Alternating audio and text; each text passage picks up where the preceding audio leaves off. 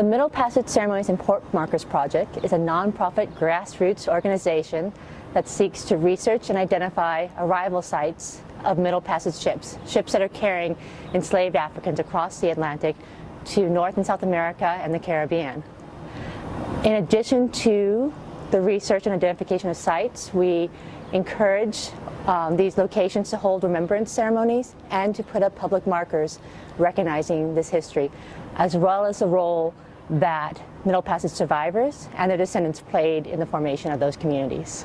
It starts with asking permission from one of the indigenous communities in the area. This idea that when we talk about European and African arrivals, there were other people here to start out with, that you ask permission of an elder, that it's interfaith, and not just the religions who were there in colonial New England, but truly who is here now. And it's about involving multiple members of the community and making this a story about a community, both people who have been here for generations and those who have just arrived.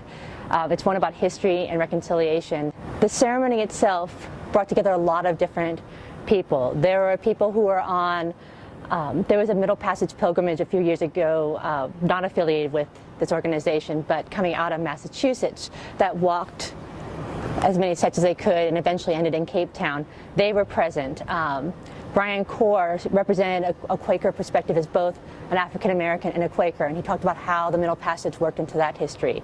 It was at Faneuil Hall, and the National Park Service spoke about how Faneuil was involved in the slave trade, how he financed ships. And so as we're in this site in Boston, and Faneuil Hall is a major site when we think about the founding of the United States, we also remember that there is a history of enslavement and oppression related to that.